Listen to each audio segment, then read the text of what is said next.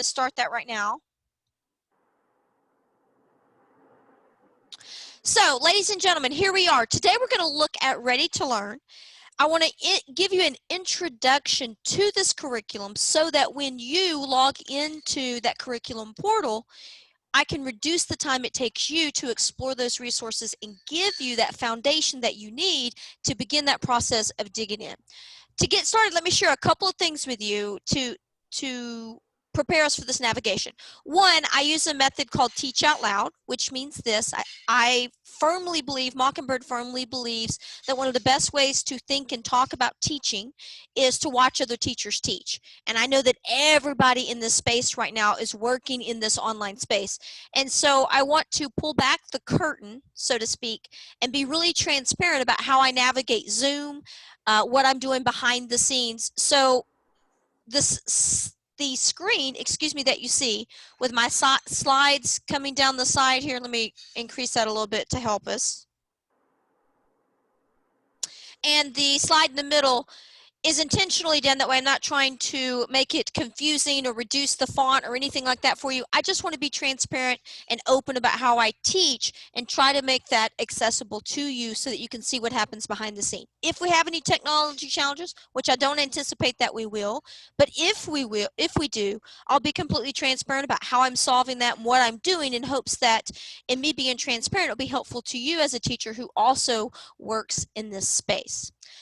The other thing that I would share with you is that today we're going to talk about curriculum and instruction, particularly curriculum that's ready to learn curriculum, but Mockingbird models what we teach, meaning that I don't want to come into a Zoom space and talk too much. We're going to use the same strategies that we would use in a classroom and model what that looks like in this online space in hopes that you can take some pieces of that information with you as you move forward to create some of those learning experiences for your learners.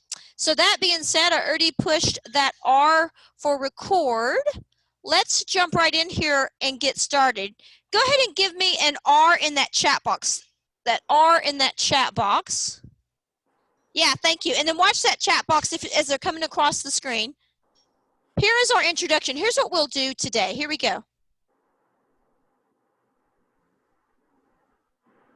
Hi, welcome to the webinar, and thanks for joining us. I'm Tamara Thompson with Mockingbird Education, and this is me in my non-virtual world. And this is me as a webinar avatar. And this is my trusty sidekick. If you're joining us live, mute your audio and find that chat box. This is interactive, and we'll use that chat box to participate throughout the webinar. Today we're going to explore 3 items. First, we'll meet the Ready to Learn curriculum and explore the foundation concepts so that you can begin exploring the curriculum and its resources on your own. Second, we'll learn the 8 design elements that comprise Ready to Learn's foundation. These elements will provide valuable context to you as you explore and use the curriculum. And finally, I will share login information to help you access the ECHO curriculum platform. ECHO is the online curriculum portal for Ready to Learn. Here's a quick glance at our learning objectives. If you're joining us in our live version, go ahead and type R for ready in your chat box. That tells us that your audio is working and you're ready to move forward. Let's get started. Bam, baby. So let me give you some norms of engagement here. We will use that chat box. I will also use my video camera. So it's a multi-sensory experience. Go ahead and give me a question mark in that chat box. That question mark is for what is a multi-sensory experience in this online environment. And here's what that multi-sensory experience means. First of all, anytime that we're using multi-sensory, which means I'm going to ask us to say things out loud, to talk to our imaginary neighbor.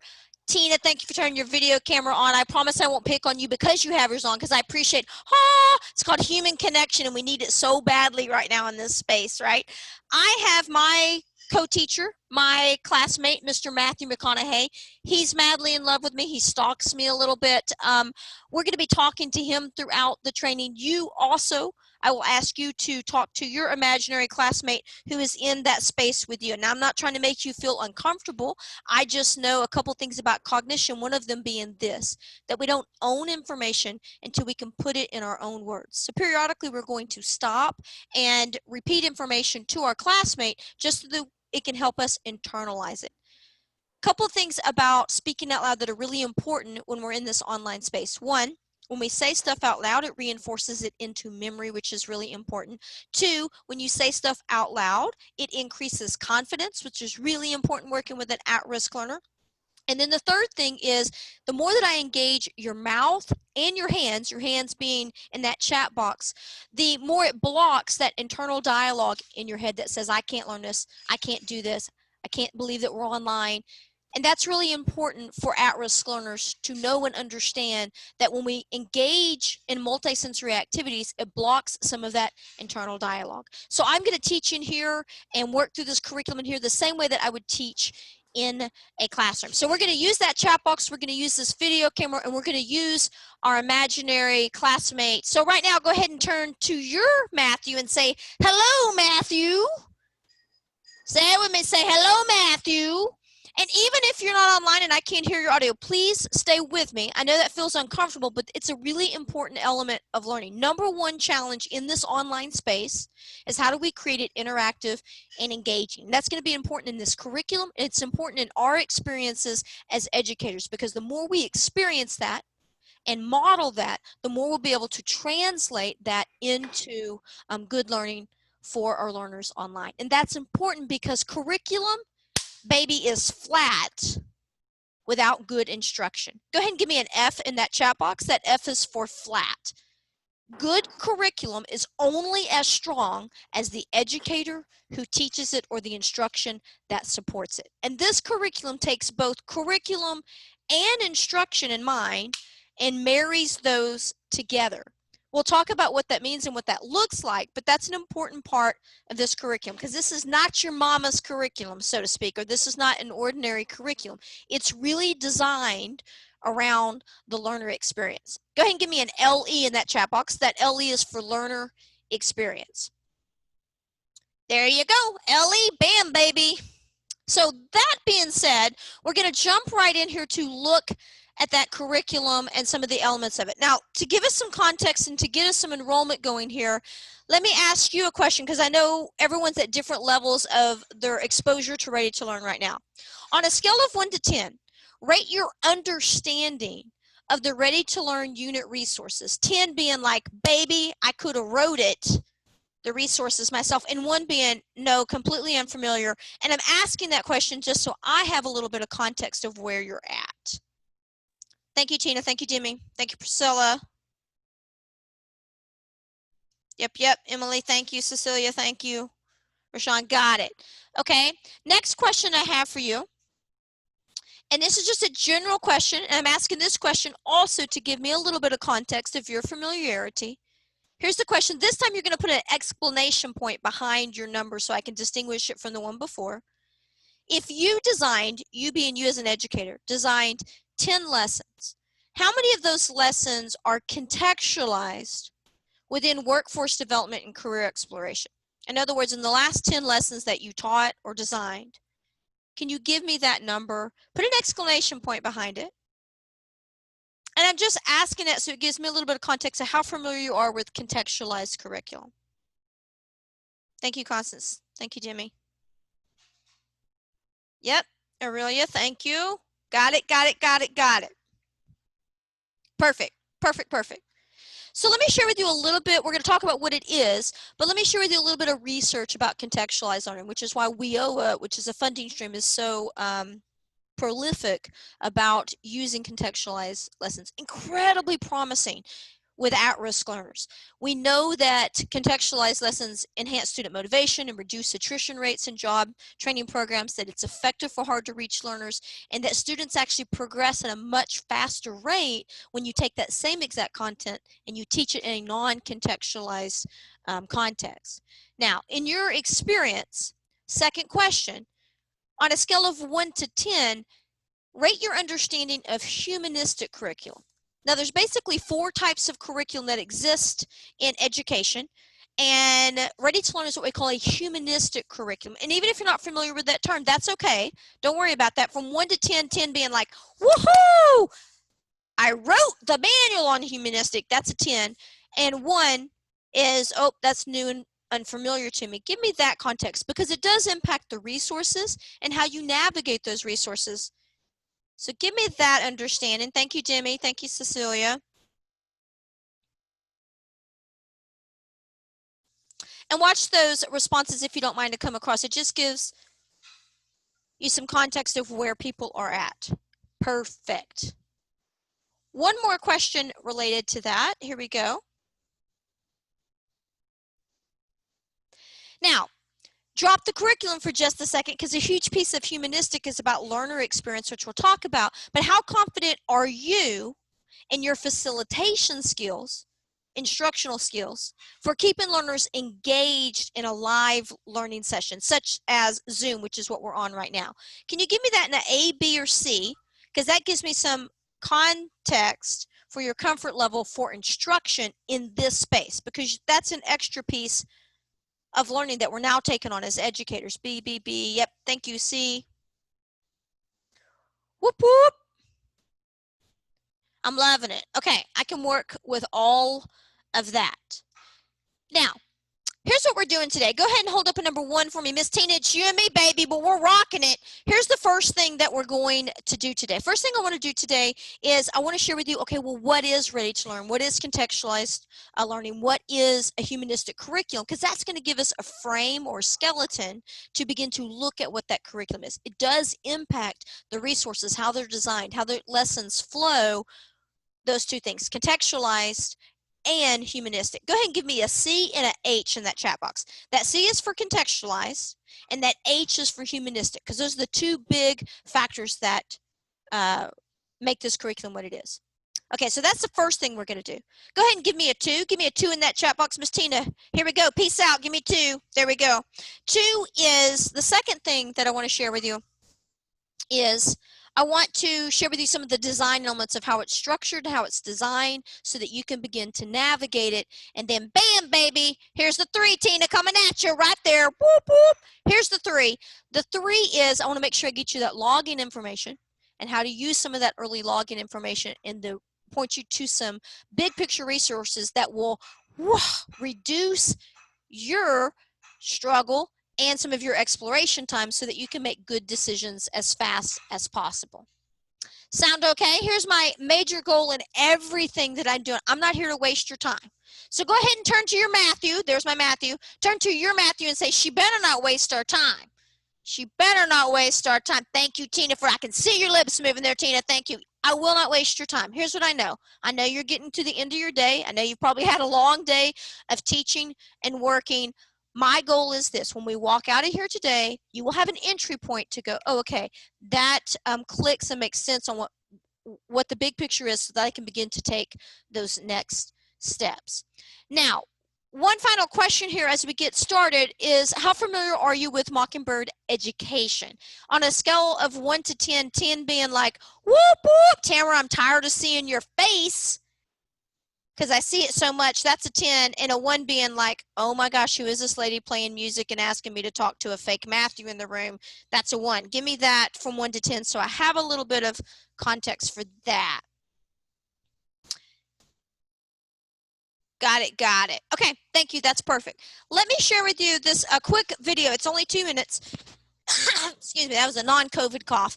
This is an introduction to Mockingbird and how we view the work of curriculum instruction. And I'm sharing it with you because it influences how we do the work, what you will see in the work being the curriculum and the presentation of how we navigate it. Here we go. Mockingbird Education studies the cognitive process of learning and how at-risk factors like attention challenges, language difficulties, academic gaps, self-helplessness, and low academic self-esteem impact the learning process. At its core, an educator's struggle with teaching at-risk learners is really a struggle of engagement. How do we keep at-risk learners psychologically, emotionally, and cognitively engaged? There's 70 years of research, 70 years, that indicate that at-risk factors have a negative impact on the learning process. How do we improve student learning experiences for at-risk learners that help our learners overcome these challenges and find learning success? As educators, we have to understand learner engagement. We have to understand the active process of learning. Learning is a biological, psychological, and social process. Learning is impacted by our biological processes of memory formation. Changes in attention, working memory, and long-term memory storage are real, and they play a significant role in learner comprehension. Learning is a psychological process. Lack of confidence, a little I learner mindset, psychologically impacts learning success and our ability to process and comprehend new information during learning. And finally, learning is a sociological process influenced by the relationships that we build with our peers, our teachers, and our learning community. These factors interact together and often have a cumulative impact on learning. How many of our learners lack not only the academic skills, but the confidence, the motivation, and the self regulation skills to eagerly engage in learning? How many of our learners, even when they have these skills, resist participating and are reluctant to engage in class because of the cultural and social dynamics that influence them? Mockingbird Education is on a mission to improve learning experiences for at-risk students and to provide practical teaching solutions to help educators engage at-risk learners in their classroom. With the help of talented educators, over the course of 20 years, Mockingbird has organized solutions into an instructional approach that help educators understand how to integrate bio, psycho, and social teaching strategies into one interactive and holistic approach. We model what we teach, we approach our work with passion, and we pour that passion into training teachers and developing curriculum. We're excited you're joining us today, and we look forward to learning with you. If you're interested in our curriculum, our workshops, or our mission, reach us at our website at www.mockingburdeducation.com. Now, I share that video with you just as an introduction of to give you a thorough picture, if you will, or a big picture of Mockingbird. Essentially, I'm CEO and founder of Mockingbird, and what we do is we study the brain. Specifically, I care, and Mockingbird cares about, okay, well, what happens when you're a struggling learner, or you're challenged, or have a long history of academic failure? Okay, what's happening in the brain when you are in a learning situation, and what can you and I do as instructors to diminish that struggle so that learners can find success? And that is at the heart of what a humanistic curriculum is. A humanistic curriculum focuses on the learner experience and making sure that throughout the entire learner process that we're honoring the mental and emotional and, if necessary, the physical challenges that learners experience as they navigate through learning. You're going to see that influence in everything that Mockingbird touches. We don't apologize for that, but it's important to know that up front about who we are from an instructional base and how that integrates into curriculum.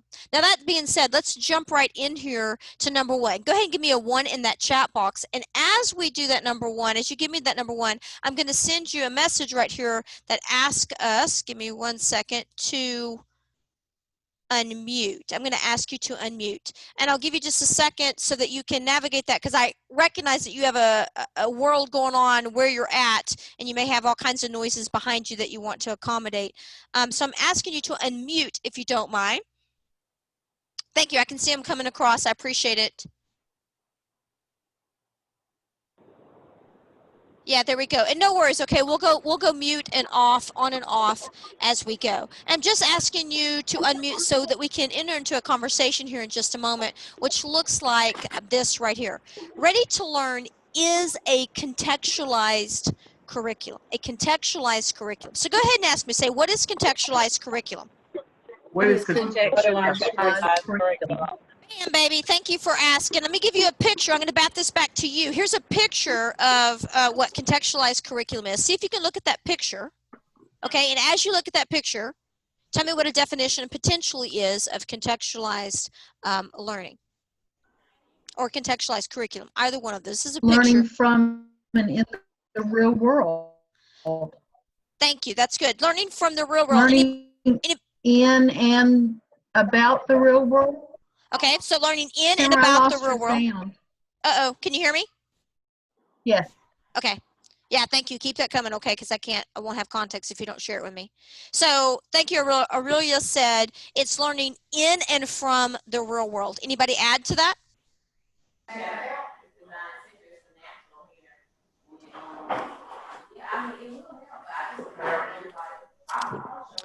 So I will build off of what you said earlier. Thank you. It means different things to different people, okay? And so it's important to have a real clarity on what that definition is. Now, I want to give you, let me ask you this question really quickly. Oh, I'm going to ask you to mute again for a second.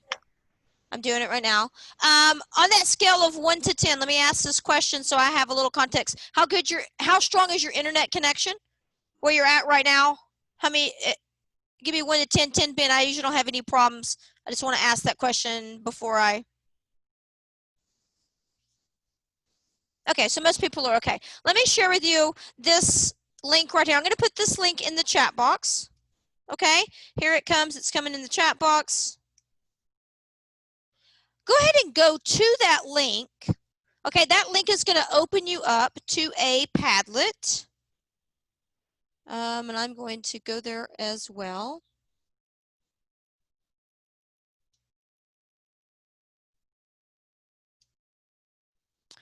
And on this Padlet, you'll be able to click a pink button in the bottom. And that pink button will allow you to describe what a contextualized lesson is to you. One of the biggest challenges in looking at contextualized learning is that everyone has different ideas about what contextualized learning is. So I want to give you a moment to think about what contextualized learning is. Aurelia, excuse me, I didn't mean to slaughter your name, has already given us an entry point we're at, which is real world, from real world, in real world, learning in that context. As you do that, I'm going to give you some music, a little background music to give you some thought process on that. And here is the question. You're simply clicking that pink button and adding what your definition of contextualized learning is.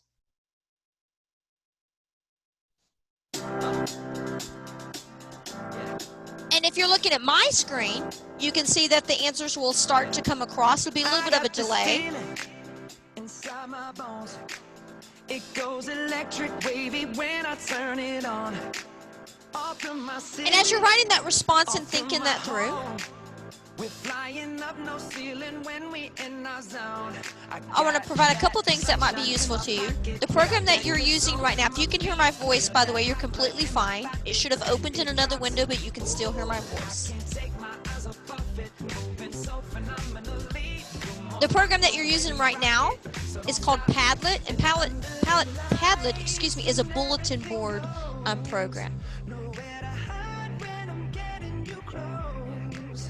I have the other window. It's that, thank you, Aurelia. That pink button is at the bottom corner, bottom right corner, pink plus button. If you look at my screen, you can see it right down here at the bottom, Miss Aurelia.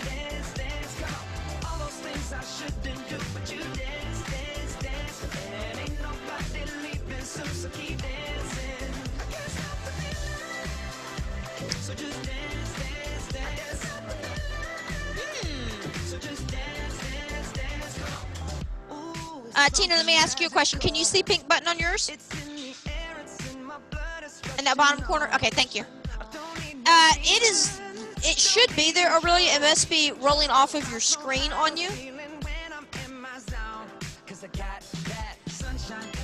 If you still can't find it, stay with me, Aurelia. You'll be okay, okay? I hate technology challenges like that. Whoop.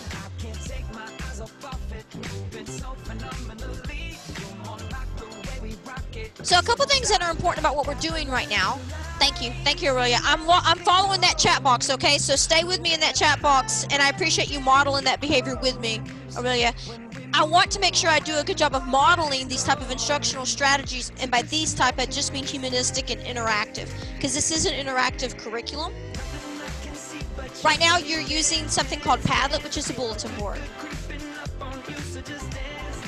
I wanted to introduce that to you because it's a really good strategy. It blends really well. You can post that on Blackboard. I'm also giving you an opportunity to see other people's responses and think about contextualized learning. And I also want to get us comfortable as educators navigating between a chat box, a video screen, and another meeting. Not trying to overwhelm you, but I'm going to constantly provide that dialogue to you as we go through our training together, because there's so much to take in just from the modeling of instruction. And my goal in that is this: curriculum is flat without the instruction that supports it. And then I can see those responses coming across here. So application of blended reading, math, and work-related content to allow students to become successful.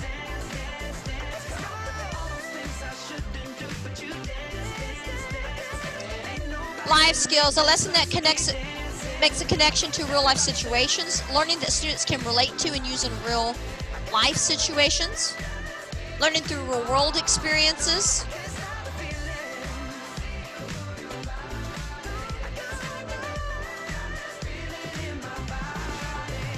Now I'm going to take that off my screen for just a second.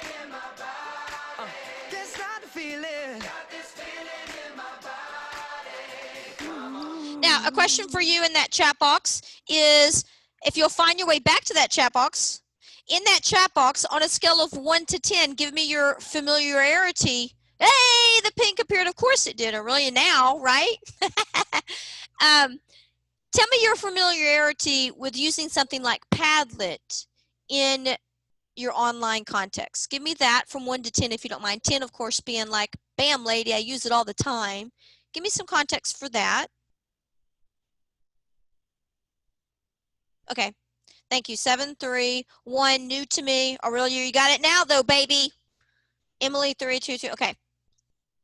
These are, and again, there's the internet connection challenges that you will have with learners. Put that aside for just a second because that's a separate conversation from music. But I want to help build you some comfort in some of these type of applications, because these applications are not in the curriculum themselves, but this is how you make something like a discussion or a think through come to life more interactively. Again, number one concern of online education is a lack of interaction. Learners do not need regurgitated resources online. What they need is interaction. Learning is an interactive experience. And the biggest shift in online education is people taking information and regurgitating it online, but learners aren't necessarily interacting with it. And although the interaction is built into this humanistic curriculum, when you move it into this online space, we will need tools like the one you just experienced in Padlet to make some of that content come to life. Now, let's look at that more closely. Go ahead and give me a question mark in that chat box. That question mark is, okay, well, what is contextualized learning? Let me give you a definition that we will use and work with. Contextualized learning is learning, exactly as we said, as Aurelia said to begin with, embedded into real world experiences. But Ready to Learn takes that one step further and says, okay, it's not just real world experience. Let's take academics and embed them into workforce development. And if I was to give you an image that shows you what that looks like, this is what it looks like. It's taking academics and it's embedding them into workforce development. Now, I don't know if you're a WIOA funded program, but a WIOA funded program is a lot of WIOA funded program. The funding for that program depends on contextualized learning. And the things that are important to know about that, okay, thank you. Thank you, Demi, that's helpful to me. So in that WIOA formula that you are trying to navigate, here's what's important in that. WIOA says that contextualized learning is a service approach and that it has to combine adult education and literacy. And those have to be offered concurrently and contextually with workforce preparation and workforce training. So in other words, you have to have this. You have to have adult education, you have to have literacy, they have to be happening at the same time, and by golly, it would be really great if we embedded that in a workforce development. And that's exactly what Ready to Learn does. Now, WIOA also says, in addition to it being offered concurrently and simultaneously, the integration needs to be sufficient, intense, and high quality, which is the challenge that most of us have as educators, is that, hey man, I can create a contextualized lesson here and there, but it's hard to do it often, frequently, and all the time because of the level of intensity that you really need to put in that when it's designed well.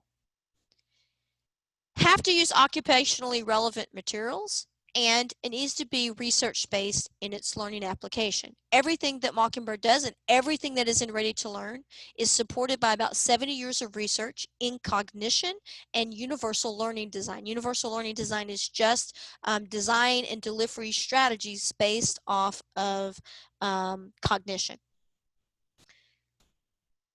That being said, let's talk about this contextualization in Ready to Learn. Ready to Learn contextualizes at the unit level. So go ahead and give me a U in the chat box. That U is for the unit level, and I'll share with you what that means. There are 22, baby, 22 units in Ready to Learn. Here's a map of what that looks like. There's 22 units in Ready to Learn, and it contextualizes at the unit level. Each unit has 4 lessons. Each of those 4 lessons are about 2.5 hours long.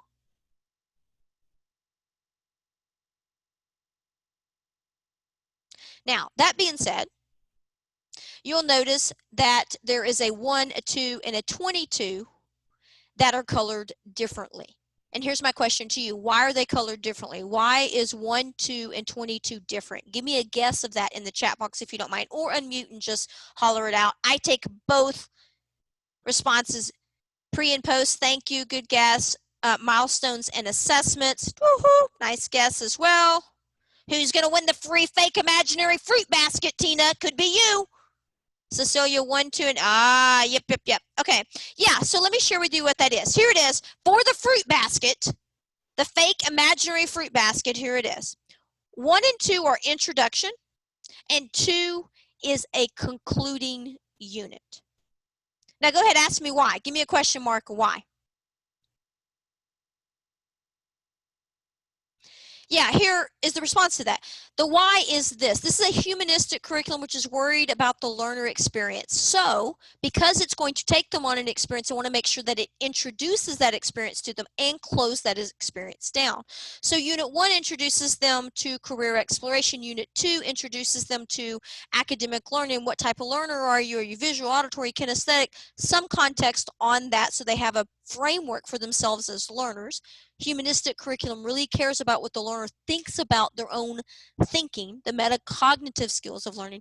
And then 22 says, bam, baby, wrap this up, because this is a program curriculum, meaning that it is designed. I have programs who run their entire ABE program off of the curriculum. And so some programs will take pieces of 1 and 2 that they use in their orientation. Some of them will deliver 1 and 2 just as it is. It depends on the program. But when you look at the curriculum yourself as educators, because 1 and 2 are orientation and 22 is a concluding unit, if I was just going in there to look around, don't necessarily look at 1, 2, or 22 because they're not heavier in academics, and you won't see the patterns and norms in those 3 units that you will in some of the other units. So I'm going to call the golden unit 8. Go ahead and give me G8 in the chat box. That G8's like the summit. I call it the golden unit, and here's why. It's just a norm unit, meaning that it's a good example to look at when you're looking at the other pieces of the curriculum. So I want to share that with you as a tip, because if you go in to just look around and you first look at 1 and 2, because their orientation, they're organized a little bit differently than you see in the other units. Now, so this is contextualized at the unit level. So let me share with you what that means. And it takes academics and it contextualizes them into workforce development. Here's what that means. Each unit has 4 lessons to it. Each of those lessons are 2.5 hours in length. There are 19 careers that are explored in this curriculum. So there's 19 units. Each unit, 19 academic units, excuse me, each unit features a different career. So let's say that the academic topic is, and I think this is accurate, ratios and proportions. So give me RP in that chat box. That's ratio and proportions. So if that's the academic topic and the unit's career is pharmacy technician, they learn ratio and proportions in a real world context of how a pharmacy technician might really use those skills of ratio and proportions. Make sense? So if you were learning, here's another one. I think this is the one from Unit 8, actually. Point of view. If you're looking at point of view and reading language arts, it's going to look at, and the unit is cosmetology, which is hair, makeup, beauty. it's going to look at, okay, well, how does a cosmetologist use point of view? I think it uses a scenario where that cosmetologist is going to take a state board exam, and they have to take the student's point of view, the board examiner's point of view, and the cosmetologist's client who comes so that they can complete their test or certification, and it has them look at their different points of view and make decisions on it. When you come into a hair salon and you get your hair done, what is your point of view? What's the cosmetologist's point of view? What's the point of view of someone who's responding on Yelp when they're given a review of your salon? Those are the ways that we really use point of view in that profession, and it takes that real world context and teaches that concept. So that means that there are academically 19 from 3 to 21, 19 academic contents, concepts, and 19 professions. Now, we treat the curriculum, Ready to Learn, as two separate curriculums, meaning that there is a reading language arts and there is a math. So, Tina, stay with me because you know you're my new best friend with our video camera. Go ahead, Tina, take your hand out like this. Say RLA in math. And don't worry, Tina, we're holding everybody else psychologically accountable, okay? We're not even going to come close to letting them down. So, ladies and gentlemen, if you would, please take your hands out like this. Say RLA in math. And say it out loud with your Matthew, woohoo! They're two separate curriculums. Here's where they bridge. Go ahead, make your bridge. They bridge because in each unit, if the unit is pharmacy technician, the same unit that does pharmacy technician in math is the same unit that does pharmacy technician in RLA. It is the profession that joins those two units together. Does that make sense? So that means that even though they're done separately, it means a student can take just the RLA or student can take just the math, but they're designed so that they can be delivered concurrently or simultaneously, and there's overlap and they're blended together through that workforce experience, meaning that they both feature the same profession. So that being the case, there's 19 professions. Go ahead, give me a big old smackaroo question mark, because that's like, hello, lady, what are those 19 professions? And you're going to see this when you go on to Echo and you see the curriculum format, but I just want to give you just a glance of it. And I'll increase the screen because I know that's a little bit, that just gives you an overview super fast, super fast, super fast. Now, I said there was 19 occupations. All of these occupations have a community college degree or a career track that they align with. Go ahead, tell your neighbor, say cool. Cool, right? So they each have a community college track that they align with. We call those career pathway clusters, and there are 4 of them. Every career in here can be divided into one of 4 career clusters: business, healthcare, manufacturing, and hospitality. So go ahead and give me BHMH. BHMH in that chat box.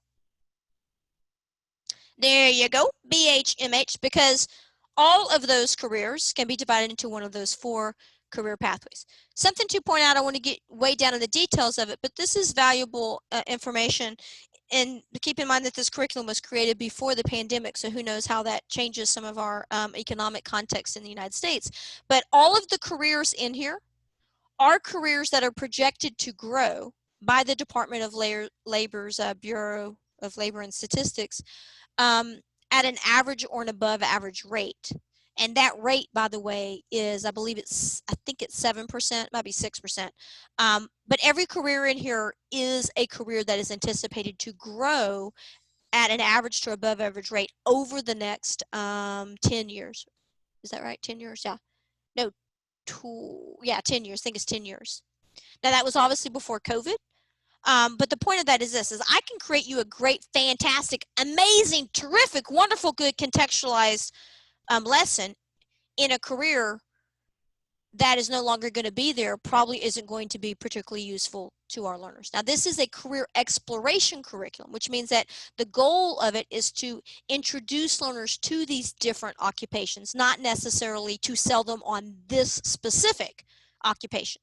The goal is that after they go through the curriculum, they will have been exposed to several jobs in each of these career clusters to help them make a decision on, hey, even if I wasn't interested in that manufacturing job, am I interested in manufacturing jobs as a whole? That's the point of the curriculum, is it's a career exploration curriculum. Now, I'm going to push it one level and share this with you. Go ahead and say push it. Give me a PI in that chat box. That's bam, baby, push it. Here's the push. The push, an important thing to remember is this. And this was done from an attendance perspective. What happens, because I've been in adult basic education for a while, and Tina and I are teaching, and Eugene comes in and he goes, but miss, I don't want to be a medical assistant. I hate that profession. I don't want to learn anything about it. Well, if the next 4 units are all about healthcare, then we don't see that students for 4 weeks because they've already made up their mind that they're not interested in healthcare. This curriculum bounces around those 4 career pathways for that reason, so that a learner who may not be interested in healthcare doesn't have to sit through 4 healthcare units in a row. So the organization of the professions goes like this. Oh, Tina, this week we're going to look at business, but next week we're going to look at a profession that's in healthcare. Then we'll go look at one in manufacturing. So it goes across those 4 clusters to give them the exposure to the different professions. And it's done that way to help us maintain some of that engagement that naturally comes from Tina going, Tamara Thompson, I hate healthcare. Why are you a hater? I know you wouldn't do that, Tina. I'm just saying. But our students might, right, is to help us with that challenge of attendance that naturally comes from a predisposed lack of interest or interest in a particular pathway.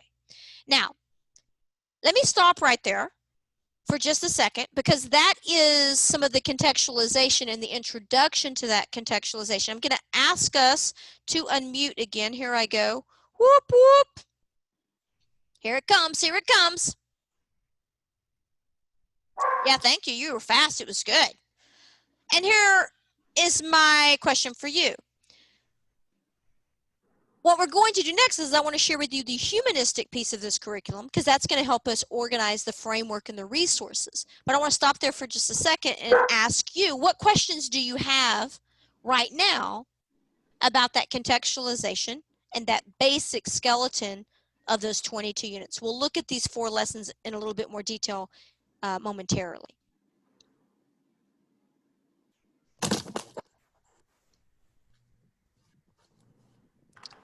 What questions do you have?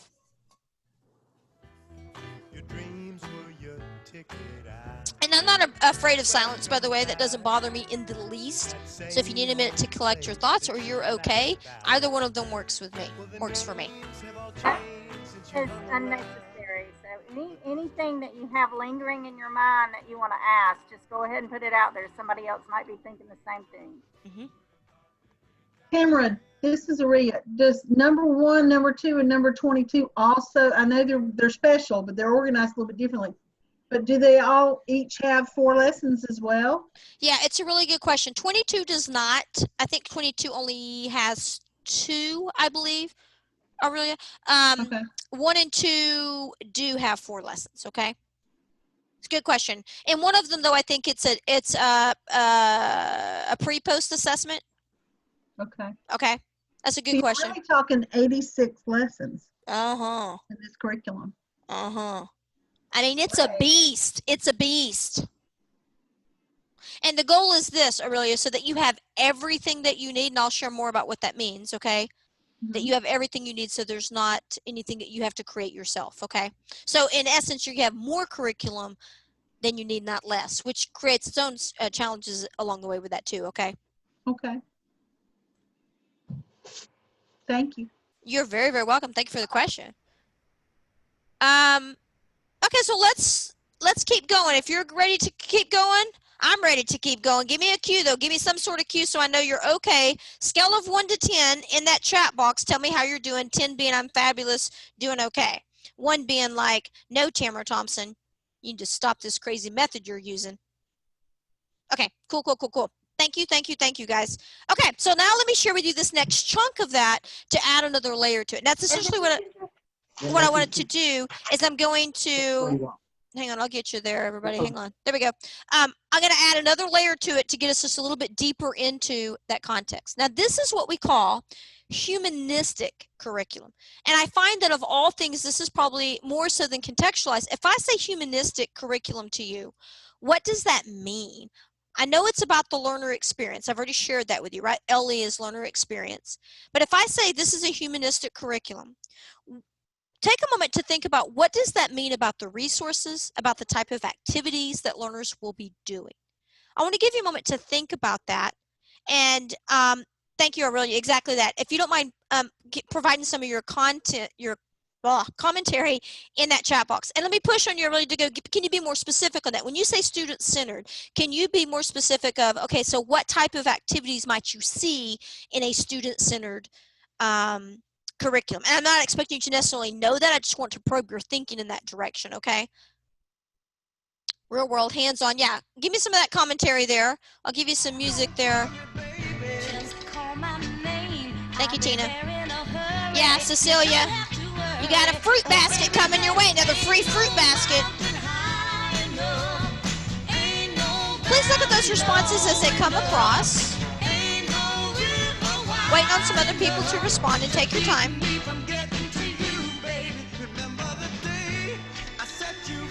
And let me repeat my question. It's humanistic curriculum, which we know is learner-centered or focuses on the learner experience. So my question is, what type of activities would you expect in a learner experience curriculum?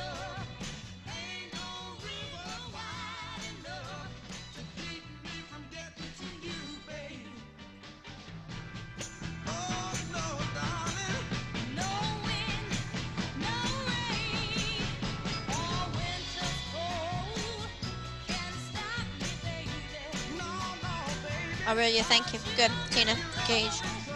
All the senses that enhance learning. You're on it, baby. Bam, baby. Yep. And I know it takes you a minute to respond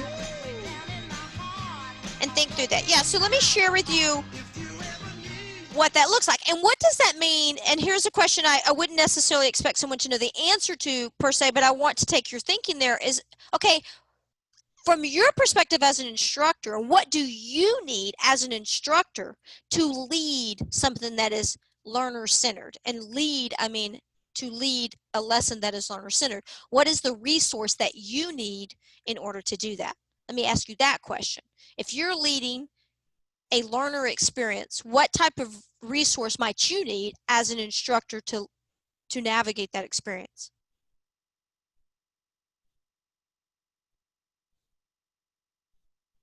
That's okay, Tina. I see you thinking, and I'm with you. That's the point. It's like, okay, let me think about that. What would I need, right?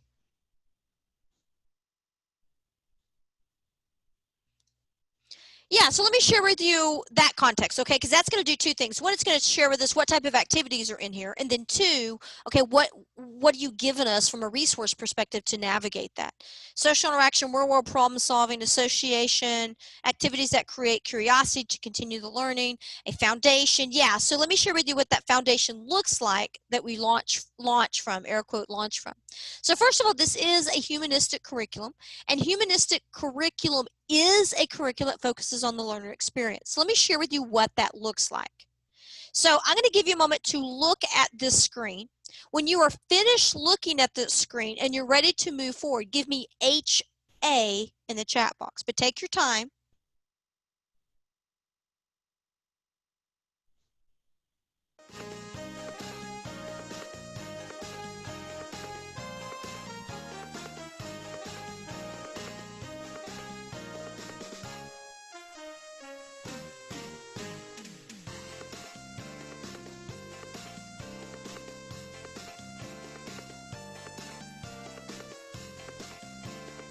Thank you, Tina.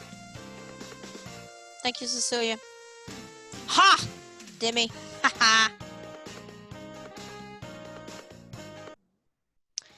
Yeah, thank you, thank you, thank you. So a humanistic approach is this, okay? We're facilitating a learner experience. It focuses on what they're going to see, what they're going to say, what they're going to do.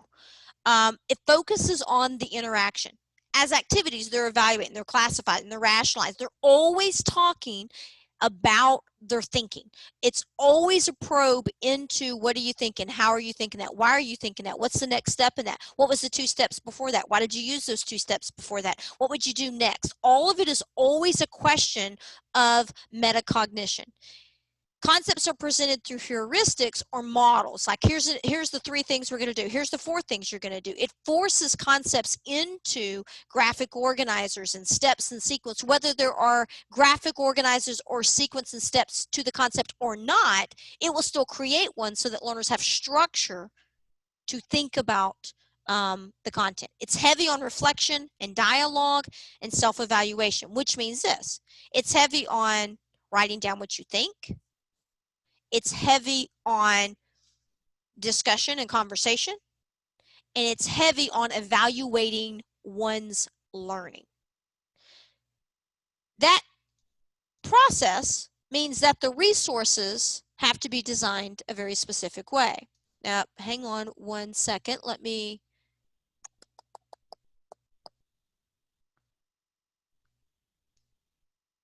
I'm going to switch gears on, not gears, but PowerPoints on you for a second so I can pull another PowerPoint up that shows the resources, and then we'll look at those breakdown of those lessons. Okay. Oh, go ahead, tell me, say get there. Here we go. Here's your resources. Let me get that big enough so you can see. Okay, give me an R in that chat box for resources. Here's the R for resources. Here's what you're going to have. There are 4 lessons in each unit, and the resources are organized by the unit. And in some cases the lesson, because of the size of them. So there's 4 lessons. These 4 lessons follow a sequence and a pattern that we'll look at, but let me share with you what your resources are really quickly before we dig into those 4 lessons. You are going to have PowerPoints or a slide deck. That slide deck is designed for you to navigate the learner experience. So go ahead, Tina, point to yourself, say, for me. Just like that, baby. The slide deck is designed for the educator to navigate the learner through the experience. So in that experience, here's an example of some of those slides. You're going to see that the slides always start with a verb. It's always an action. Compare, evaluate, reflect, discover, because it's action-based. It wants to help you navigate the learner experience and what they're seeing, saying, doing, feeling. So you're always going to be able to look here at the top of the slide and see what the action is that they're doing. It's heavy on imagery so that you can navigate and reduce the cognitive load and flow learners through it. Now, it's also designed, let me go back, for skill variance in teachers. Go ahead, give me a question mark, which means, hello, what does that mean? Here's what that means. It's going to be heavy on things like discussions, but when it does a discussion, it doesn't know, from a curriculum designer perspective, I want to take care of Tina, who may be a master educator, and I want to take care of Tamara Thompson, who may be just a baby Yoda teacher, just getting started in teaching ABE, right? So Tina, when you get to that discussion series, okay, and you see those discussion questions, there may be 8 slides there. Each slide has 1 discussion question on it, right? Because you don't want to crowd your slides all up and create a horrible learner experience for the learner. There may be 8 slides there that have discussion questions on them, but you as an educator might not want to do all 8 of those discussion questions.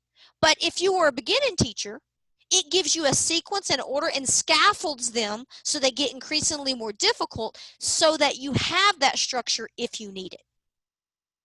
Does that make sense? So here's what that means. The resources, Tamara, yes, please. this is Demi. Please. I just have a quick question for you about that. In Please. Blackboard Collaborate, you can do breakout sessions. Mm-hmm. So would it be advantageous or to, if you had 10 students in a class, to break them into one or two groups or two or three groups to give them different questions, or do the questions build? They build, but there's certainly opportunities in there to do exactly that. For two groups to go and think about something and then come back together, right? To have a larger discussion, which is not exactly what you said. Okay, the for the most part, the questions in those PowerPoints are in sequence from DOK level 1 to higher level DOK questions. Okay, right. So you're going to get facts and knowledge, and then you're going to get more analyze and evaluate, and then you're going to get application questions. So you're going to want most learners to go through that whole experience, right? But there Okay, are but if certain, you had beginning students and advanced students, it might work to do the more yes, advanced question yes, in a breakout session. yes.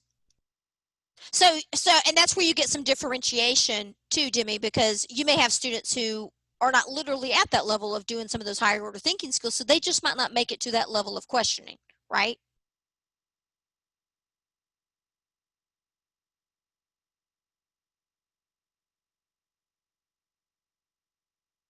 So when you're looking at breaking them into those groups in Blackboard, and there's going to be some slide we call them slide cues, and we'll look at this in a different training.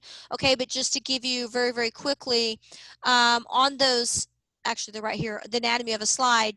On the anatomy of a slide, you see how this image has two people in the slide? Sometimes you'll see three people, sometimes you'll see one, and you'll see a reflection, the workbook right here, meaning they're reflecting the workbook. It gives you recommendations on that group size to help you manage risk, to help you manage the conversation. Now, they're just there as a guide to help you, but the goal of the slide like this is for you as an educator to look at it very quickly and go, oh, we're having a discussion, here's the question, and we're comparing. So the PowerPoint is there to help you as an educator as much as it is to help the learner. It's really there for both of us. And by both of us, I mean myself as an educator and the learner. This helps us guide ourselves through the experience. So, for example, here's a picture of some slides right here. This is to guide both the learner and the teacher through the experience. So the slides help take you through an experience. They're there to show the students, but don't think about the slides only as a student resource, because they also help us as educators from an instructional standpoint. So very quickly, the goal is that I can look at that slide as an educator and go, okay, they're using their learn workbook and they're supposed to be completing that Lola's problem solving math. It's always centered on the action. They're reflecting and they're completing. Right here, they are comparing. Right here, they are discovering. Oops, sorry. Apologizing because it's not in front. They're discovering what that problem solving map is. So the goal is that when you're facilitating, you're doing 1,000 things at the same time, right? You want to be able to look at those slides and very, very quickly tell what's going on, what the learner is supposed to be doing. There is always a first word and a last word. That first word is, okay, here's what you need to know to introduce it. And the last word is always, okay, here's the summarizing statement of what you should walk away from here with. And it doesn't make you guess that as an educator. It goes ahead and puts it on there for you so that you can facilitate learning around that. So your slides are there to facilitate a learner experience, and they're there for both you and the student. So you have the slide deck. In addition to the slide deck, so the slide deck here, so this is my old school animation, Tina. Give me some good props when I show you this. Okay, watch this. Here's your slide deck. Your slide deck helps you navigate the learner experience. Thank you. And what I do as an instructor is I use the slide deck and I use the instructor guide. So go ahead and give me an exclamation point in the chat box, because that exclamation point is, okay, well, what is the instructor guide? The instructor guide takes each one. It's almost like your lesson plan. Here's the steps. Here's the description, rationale, and the objectives. Here's the first word, last word of a sprint. Now let me share with you what a sprint is. So these lessons are 2.5 to 3 hours long, roughly. Okay, but instead of having one long lesson, it takes that 2.5 hours and it breaks it into short mini lessons or sprints. So go ahead and give me an S in that chat box for sprint. Yeah, it takes the lessons and it breaks them into sprints, which are mini lessons. And it does that from a cognitive perspective so that, and a sprint can be anywhere from 2 minutes to about 25 minutes long. There are a couple of them that are a little bit longer than that, but basically from anywhere from about 2 minutes to about 25, 30 minutes long. So one lesson, like that lesson has 13 sprints, but that is 2.5 hours of instruction. So when you look at the resources and you go, oh my gosh, look, there's 13. Please don't look at that and go, oh, there's 13 long lessons or there's 13 mini lessons. Like this one lesson is just is exploring a quote. This one lesson right here is taking like 5 questions, asking them about their aptitude for a specific skill. So there are many lessons called sprints that make up each of those 4 lessons. Your slide decks that guide your experience, one second, trying to find the slide, are divided into sprints. So you're going to get a slide deck, Miss Priscilla, and that slide deck is for lesson 1. In that lesson 1 slide deck, it may have 80 something slides in there. That's for 2.5 hours of instruction that's going step by step, and it's going to be divided in like this one has 4 different sprints in it. So you have mini lessons. Those mini lessons, when you are looking at your instructor guide, that is how the instructor guide divides the lesson up. That's how the PowerPoint divides the lesson up. Everything is divided up into mini lessons called sprints. Good question. Cecilia said, what is the transition from one sprint to the next? Music, state changes, or is transition needed? Yes, it's a whoop, whoop, $1,000,000 question. And the answer to it is it usually provides some sort of short closure, like super fast, like close, close. But for me, it's state changes, which is music. But you can navigate that state change any way that you want. But that's the point, exactly what you just said, Cecilia, is, okay, well, what's the transition? You're going to need a transition there, but it doesn't tell you what that one is. It just the breaking of the sprint gives you the point where you would put the transition. And that's why a piece of that experience will always be flat without that instruction that supports it, right? And that second, let me answer that last part of that, Cecilia, where you said, or is a transition needed? And I think that absolutely depends on the sprint.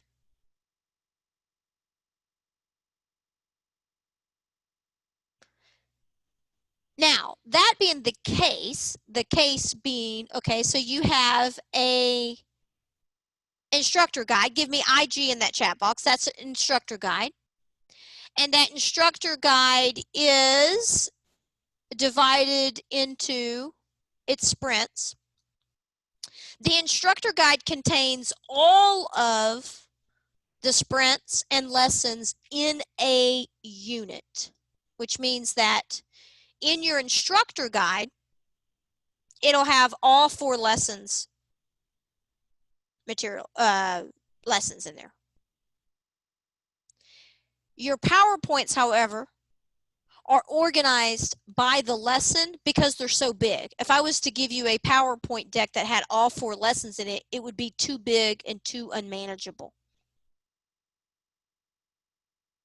All of your lessons, everything is color coded. Every time you see cobalt blue, you're in 1, everything green is 2, everything purple is 3, and this dark blue is 4. So when you look at your slide decks, you will very, very quickly see how these are all cobalt blue. I know just from looking at that color that this came from lesson 1. The slide decks for lesson 2, this is all green. The same thing is true in the instructor guide. Let me go there, is that came from a lesson 1, and I know it 1 because it's right there, but 2 because everything's in blue. So you have instructor guide, and you have slide deck. So go ahead and write SD equals L. That's for slide deck equals lesson, meaning that that resource is divided by the lesson. So when you're looking at a unit, if I'm looking at a unit, there are 4 slide decks and 1 instructor guide in that unit. That's not all the resources that you have, though. Go ahead, give me a question mark. That question mark is for what are the other resources that we have, lady? And the other resources that you have are, you have a student learner workbook. And that student learner workbook,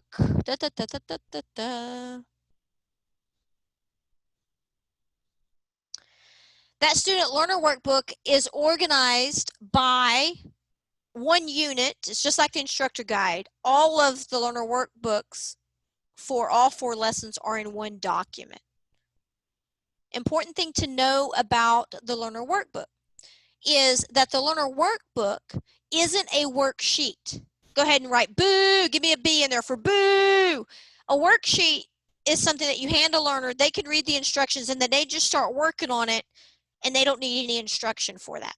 These are not worksheets. This is a learner workbook, which means that they need some instruction most of the time to interact on that page. And that's done intentionally so a learner can't work ahead of you.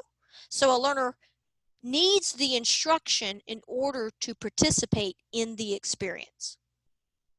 That's important for when you look at the resources. Now, here's what that means. I'm going to be just blunt and honest about it because it is what it is. It means that if you're an instructor who likes to hand out worksheets and that student just gets after it, this isn't going to be your best friend in that way because it requires some instruction and input and facilitation by the teacher because it is a learner experience that it is navigating.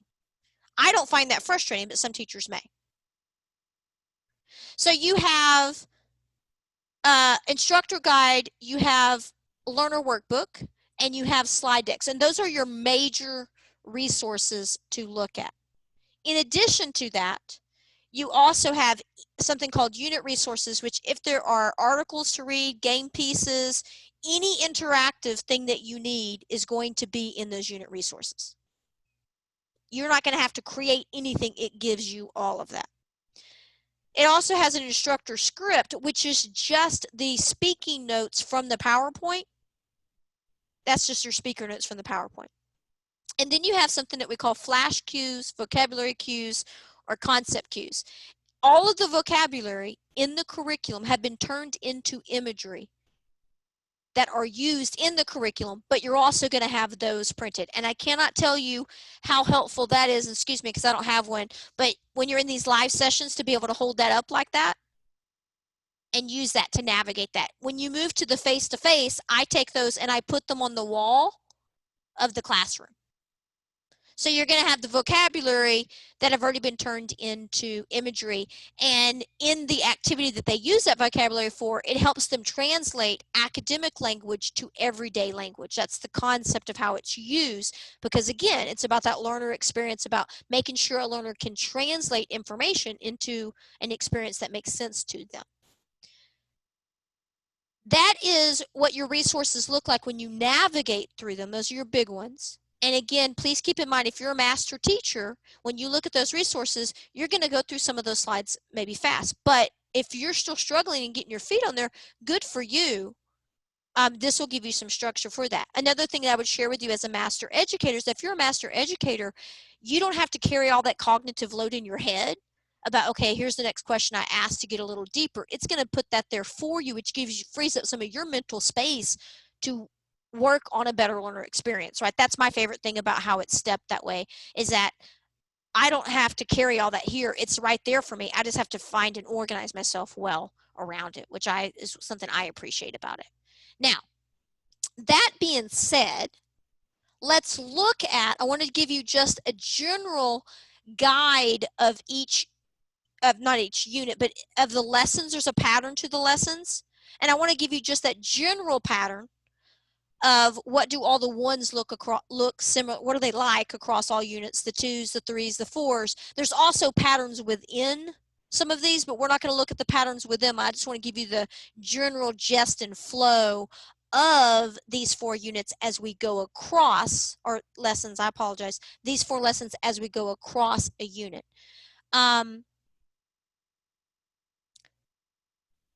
So we have our resources, a kind of entry point on that.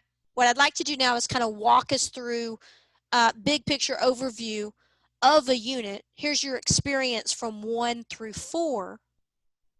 But let me stop there for just a second. If you don't mind, I don't care where you're at, stand up for me. Let's stretch for just a second. I care about your learner experience too. So let's stand up for just a second. Give me a stretch. I'm going to give you better music than Guns N' Roses. We're going back to my initial. I remember when. Yeah, take your stretch for just a second. There was something so pleasant about that. We'll go here for about another 15 minutes, okay? So take a break for just a second. We're going to take a 1-song break. It's going to take us about 3 minutes. Now, if you want to walk away, we'll get started at the end of the song. But it wasn't because I didn't know enough. I just knew too much. Does that make me crazy? Does that make me crazy? Does that make me crazy? Possibly.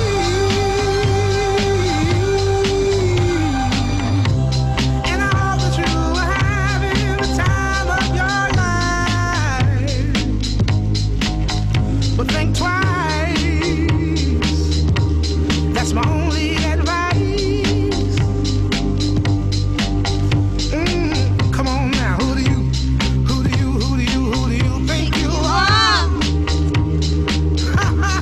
Bless your soul. You really think you're in control? Well, I think you're crazy. I think you're crazy. I think you're crazy. Just like me.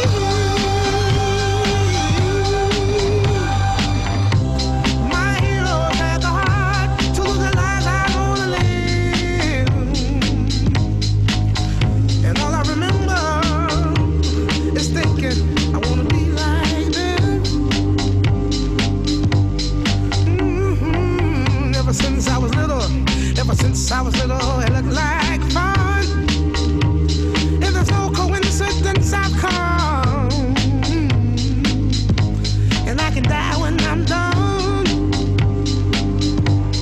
But maybe I'm crazy. Maybe you're crazy. Maybe we're crazy.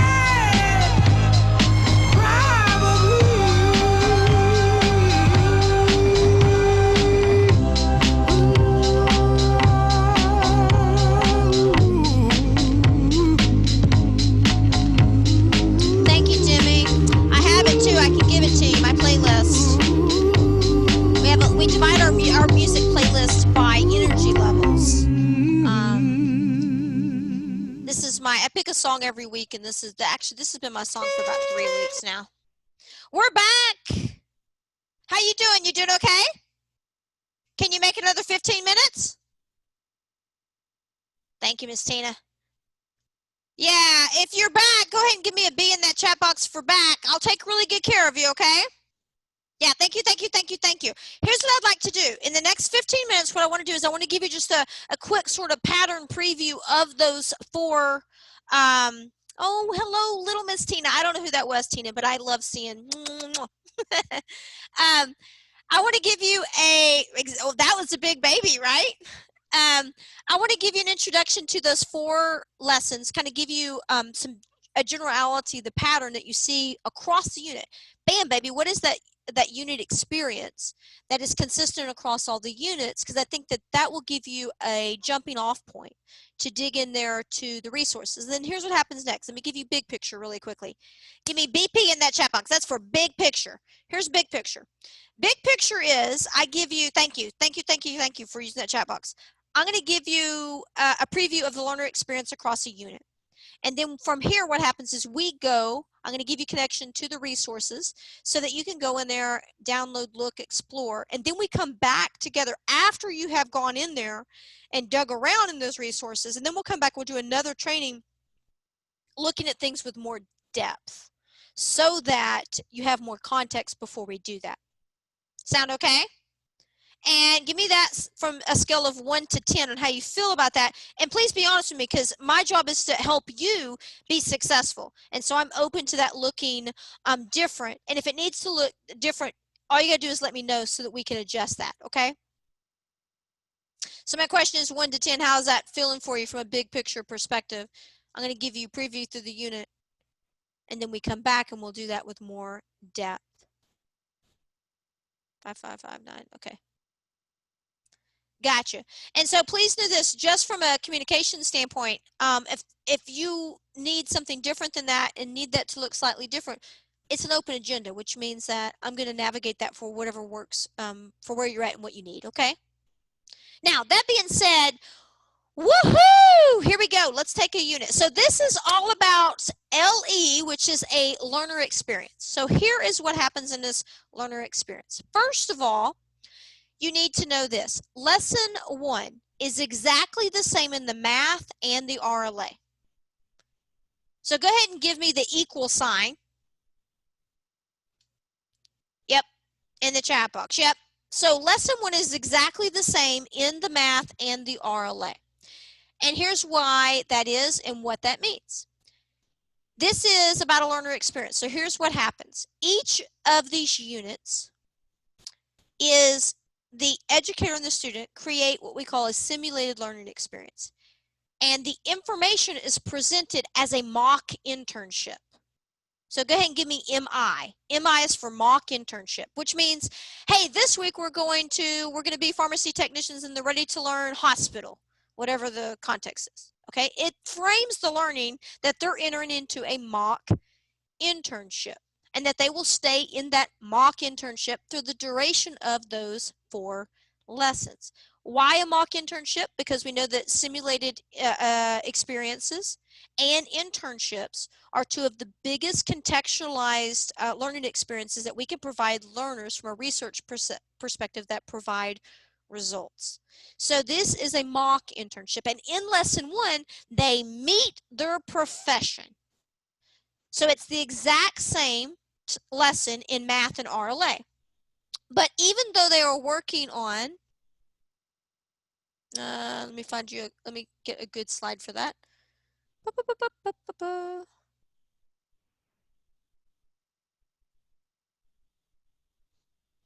Yeah, I'll go here.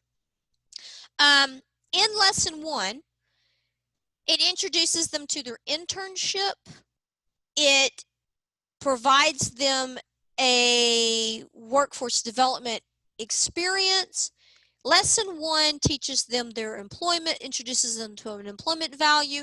It's heavy on the workforce development and the career exploration, but it doesn't ignore academics. Here's what that means. In every lesson 1, it teaches and emphasizes what I call training wheel skills, cognitive training wheel skills, or learning to learn skills. So here's what that means. Active listening, visual literacy. Every single unit features one piece of visual literacy. Is it circle graphs, bar graphs, whatever? It takes that unit's profession. Let's say it's pharmacy technician or cosmetology or whatever it is, labor, construction laborer, and it uses the visual literacy to go, okay, what's the average pay here? What kind of hours do they work? What is the education level? And it uses visual literacy, graphs, charts, to teach them that career information. And then they use that visual literacy skill in that unit. So for example, unit 1 may emphasize circle graphs, unit 3 may be bar graphs, unit 4 might be, I don't know, line graphs, so that it takes one piece of visual literacy and teaches it with high frequency, bam, bam, bam, bam, bam, bam, bam, so they get really strong at that skill. So as you go through the curriculum, Visual literacy impacts every single subject that we learn. It makes sure that they understand how to read the title, how to read the x-axis, the y-axis, and it practices that skill all the way through the curriculum, but it emphasizes it specifically in lesson 1. Now, it does the same thing with some of the reading skills like active reading and note taking. I think in the course of the curriculum, they're exposed to, I can't remember if I think it's 6 different types of note taking. It doesn't assume that learners know how to take note. It teaches them how to take notes. So you're learning to learn skills and the workforce skill are introduced in lesson 1. This unit is neither math or RLA. It's the academic skills, the training wheel skills, and the learning to learn skills that we need regardless of the subject. Because of that, lesson 1, bam, bam, bam, exactly the same all the way through the curriculum. So 1 is heavy on career exploration and that background context that they need for their occupation. Go ahead and give me a 2 in that chat box. That 2 stands for lesson 2, and this is the academics to workforce, and this is where the heavy of the academics are at. When you look at one of these lesson 1s, all the lesson 1s will follow a similar pattern. That is true for 1, 3, and 4, but lesson 2, because of the way that the content is done, it looks different in every single unit depending on what the academic content is. Vocabulary is the one consistent thing that is treated in unit lesson 2 all the way through the curriculum. Now, this is a conceptual curriculum. So go ahead and ask me what conceptual curriculum is or what conceptual knowledge is. Give me the question mark, another question mark, bam, bam, bam with the question marks.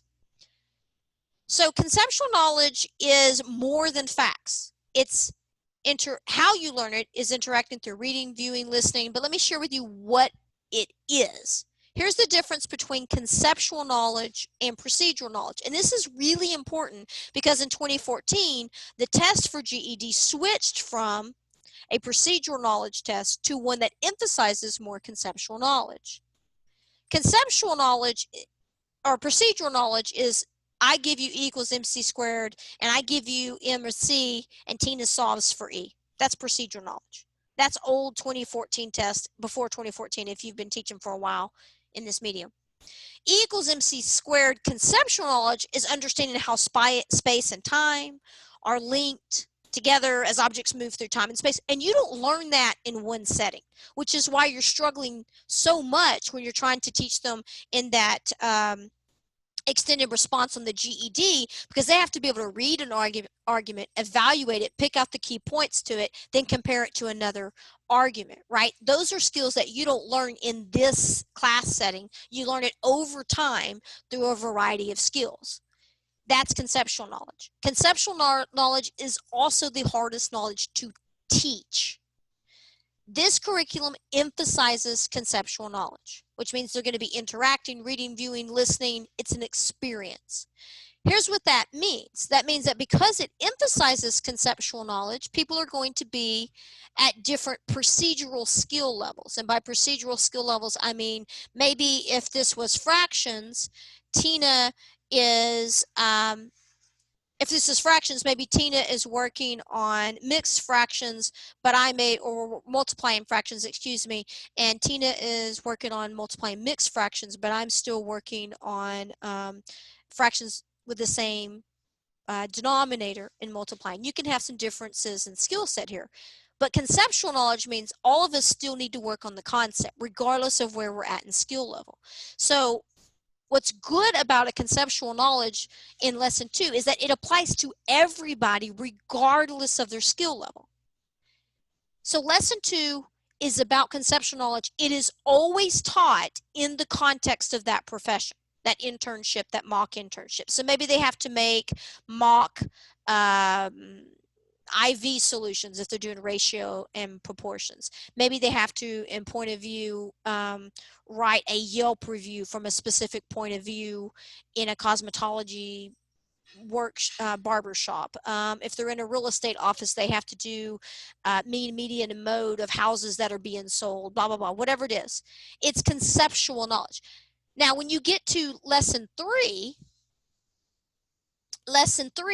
is fluency and practice. And here's where they practice at their individual skill level. This is procedural knowledge. In lesson three, there are no resources for lesson three. It sets you up to go, here's the things that we covered and addressed in lesson two. What skills do you need to practice?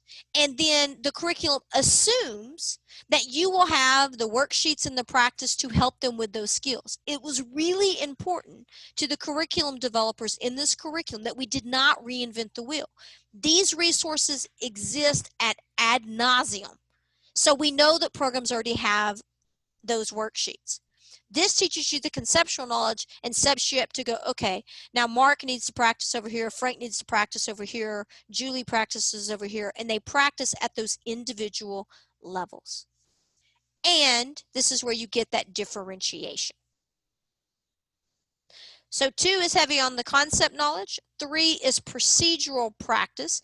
In 3, because this is a learner experience curriculum and it is contextualized in workforce development, it cares about that learner experience. So in lesson 3, there is also a sprint in here where they do a work performance, which is, hey, how you doing so far? What are the goals that you accomplished this week? How are you managing your academic skills right now? But it frames all of that as if they were in a workforce situation and they were being evaluated by a supervisor.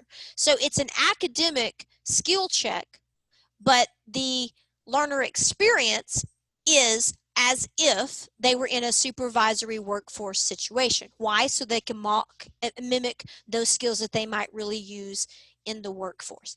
Some programs don't use that sprint at all. I like that sprint. I used it when I was a teacher. I used something similar to that to ground the learner's progress in workforce development. That's 3. So you got 1, introduction to the workforce, introduction to their internship. This is the same in Ready to Learn Math and RLA. 2 is academics. It looks different in RLA and math. 3 is practice across, that's both in math and RLA.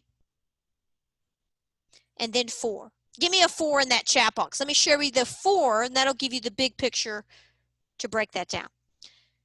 Yeah, baby. Here is 4. 4 is about problem solving and what we call in-demand skills. And in-demand skills meaning that cognitive in-demand skills, like what can you do right now in this moment with your critical thinking. The 4 looks different in the math than it does in RLA. In the RLA, it focuses on extended response, and it gives you a formula for teaching extended response. And that happens consistently across all 22 units. It does rotate from heavy speaking to heavy writing as you go from unit 3 to 4 to 5 as it goes down. Yeah, I really like the extended response structure that is there, complete with imagery and all the steps and everything that goes with it. In the math, it focuses on what we call math talks. They work sample problems, and those sample problems the solution can be derived at from more than one pathway, which means that some learners may solve it this way and some learners may solve it this way, and it frames that experience so they can have that conversation. We call it a math talk. Because what we know about good, effective math students is that those learners who can talk about math do a better job in testing on math. So this takes problems and says, hey, there's more than one way to solve this. How did you solve it? How did you solve it? And let's have that conversation so that learners can, in real life, understand from a testing perspective as well, there's more than one way to solve a problem. And what does that look like in reality? And that's the emphasis in 4. In every 4, there's also like a workforce development game that is played. They come back to their employability value. There's an employability value that they're taught in every unit as part of that learner experience.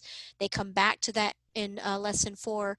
But your context is really extended response in RLA and problem solving literal problem solving in the math. That being the case, let me make sure that there was nothing else in that I would share with you. Yeah, no, that's your learner experience as you go across those 4 lessons, and then bam, you start back over with the next unit and they enter a new internship and they follow that process again. The content is varied as you go across the unit. Some of the processes you will see similarities in 1, 3, and 4. It follows a similar pattern. 2 has a lot of variability in it from unit to unit, but what is consistent in there is how it approaches the use of vocabulary. When you look at your resources and you look at your experience, it's going to be very heavy on imagery. It's going to be very heavy on dialogue, discussion, reflection, goal setting, and measuring progress for them so that they get that experience that keeps them in the game. Every unit has a featured occupation, addresses a math topic, an RLA topic, has a workforce development topic. So in every unit, they're going to emphasize something like, using social media at work, calling in sick, talking to your supervisor. It picks workforce development topics that we know employers, I'm sorry, I thought I had them right there. It takes a workforce development topic across that we know that employers value and digs in deep with that with a story. That's always done in lesson 1, I think. And then employability value, flexibility, integrity, independence. These are values that employers appreciate in effective learners. It teaches one of those in every unit. I think there's 8, so they come back to them and they see them a second time in the curriculum because it's 22 units long. That is your introduction to those lessons. If you're not exhausted now, Tina, I don't know what to tell you. I mean, you got to be like, oh, boom, right? It's a lot. It's a lot of curriculum. You'll want to make smart decisions. It's going to take you a while to get used to it. It is different than what you've seen before because it's humanistic. But if you are a teacher who cares deeply about the experience that the learner has, we've taken really good care of you because you have the information there already set up for you for interaction and humanistic. Now you have to get those great facilitation skills to navigate through that experience. I'll stop right there so that I can make sure that we get you logged in, and we won't do all of this in this online space, but I want to make sure that you get the login information that you need to access the curriculum. That's one thing. And the second thing, getting you access to log in to the curriculum. Hang on, I had one other thing in there. Let's check.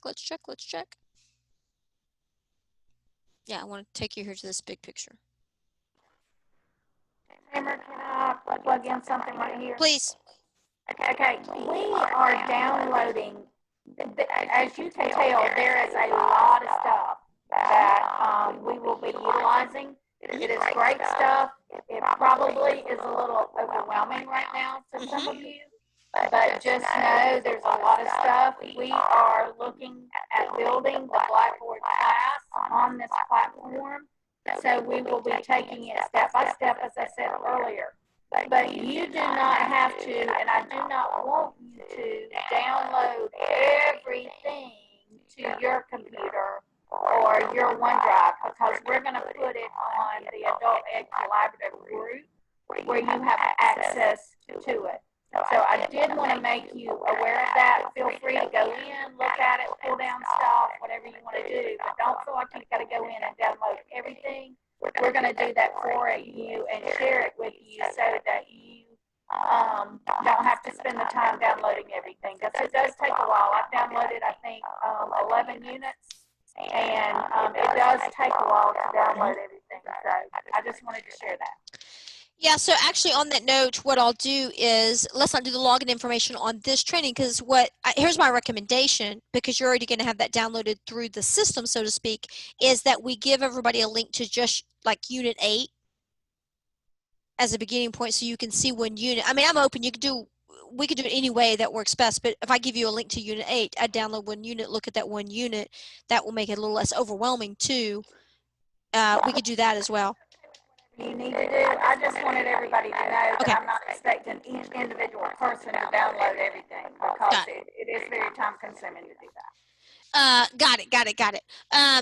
Yeah, so that being the case, two things. One, I want to make sure that we get login information. You already have, what I'm going to do, Demi, is this. I'm going to send Demi the login information so that you can navigate it out to your staff until we get everybody, make sure we have everybody on the system, and then you'll get an email from Mockingbird from the system.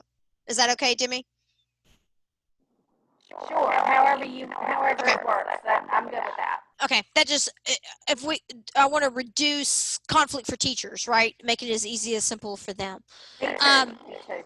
Yeah, okay, that'll work well then. We'll do that, and then I'm going to, when I send, so here's what happens next. Ask me, NS, that's for next steps. Give me next steps in that chat box. Here's our next steps. I'm going to send link information through Demi to the platform where you will go to download the resources. When you hop on this platform that you go to download the resources, okay, you're going to go to something called Ready to Learn Curriculum Access. You'll go here, it has math, it has RLA. You can download the resources by the unit. You will need a username and password to log into the ecosystem. Echo is what we call the platform. Echo is a group of mockingbirds, just to give you a context of why it's the name Echo. You'll go to the Ready to Learn Curriculum Access. You'll need a username and password to hop on the platform, and then you will need a password to download any resource, and you download the resources by the unit. And the reason why it's by the unit is because exactly what Demi said, the resources are large, and so that just makes it more manageable to download. You can also go on there and take a tour. There's two tours on there. This gives you just a tour of the resources, and this gives you just a tour of the curriculum itself. Now, in addition to that, Demi, what I will do is when I send this link, this information to Demi, I'm also going to send a document. It's called the Elements of Design, the course design document.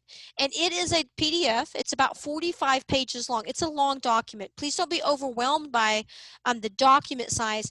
That one document is what I call the Bible of the curriculum, meaning that it's going to have all of your unit professions in it, all of the unit workforce development topics, all of the common college and career readiness standards in it. It is the master document that I use when I'm looking at the why, the what, the how, the when, how it's all organized, all of those pieces.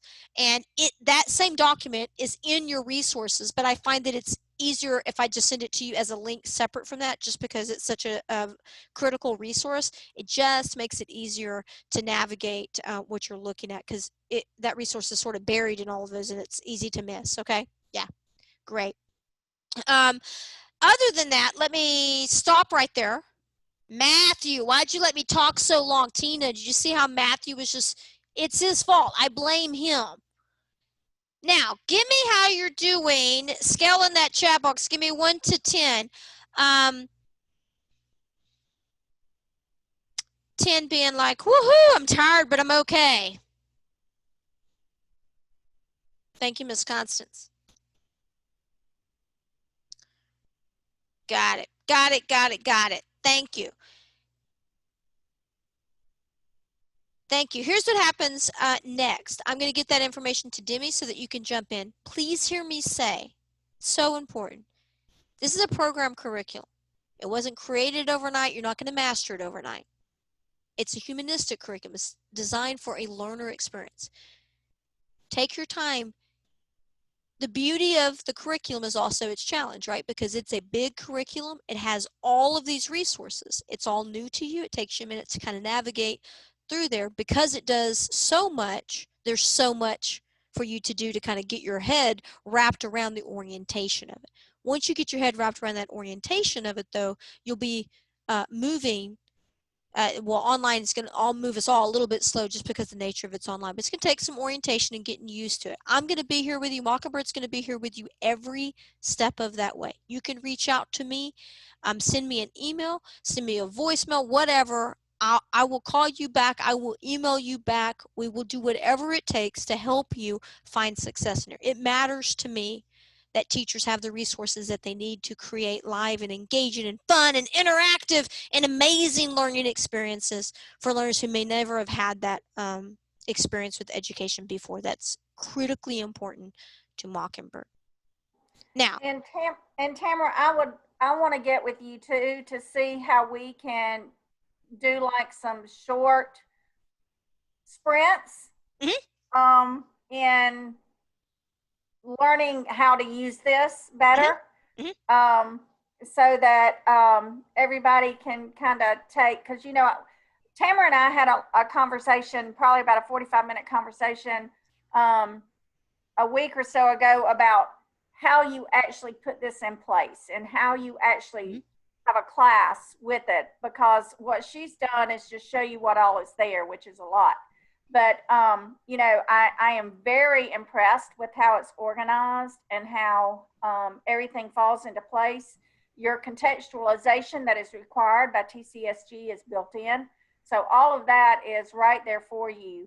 So we're just going to need to take it, like she's saying, piece by piece. And I would love for us to be able to do some short training sessions to, as we progress through this and learn it, to just kind of build. And Tamara, I don't think I've told you this, but those of us that are working on the master course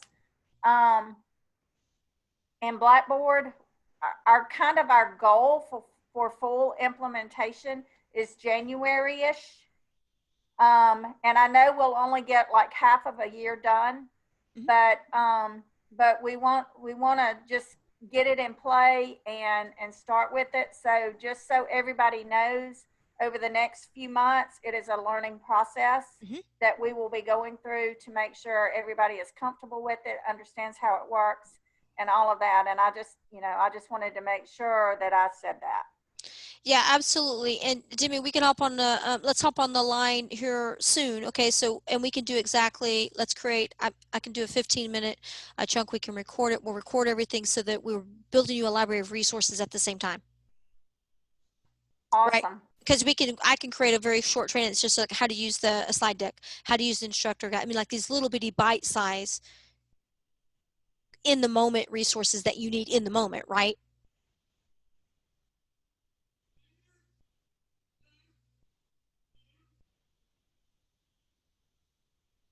Perfect. Got it. The old audio got turned off on you, right? Yes. No worries. Okay, let me stop here. I thank you so much for your time. Take good care of yourself.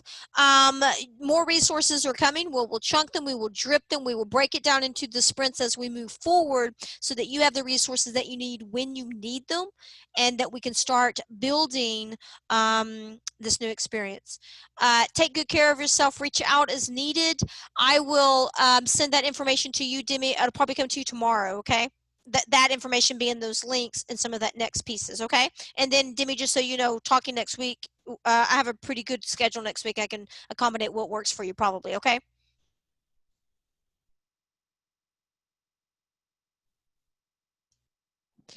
Most definitely. I was typing in the chat, but I'll just say it. Thank you so much for everything. You are very welcome. I'm excited about it. I think it's going to really help our students.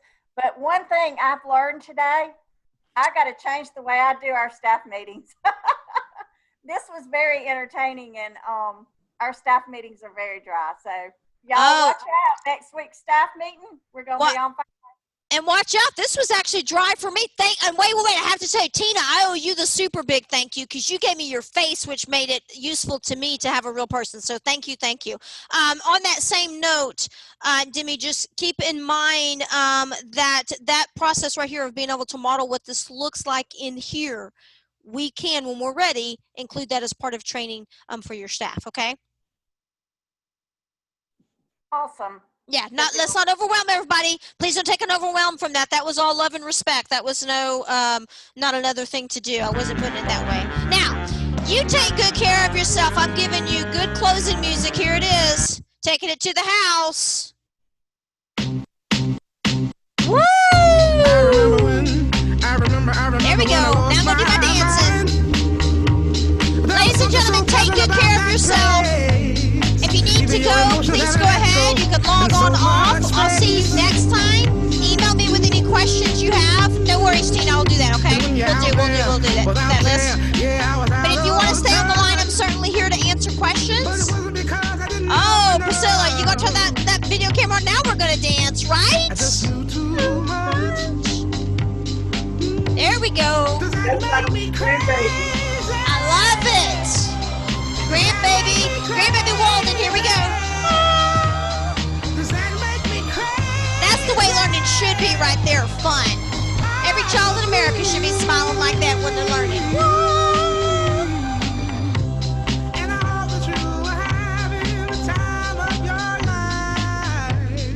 Hey, Tina,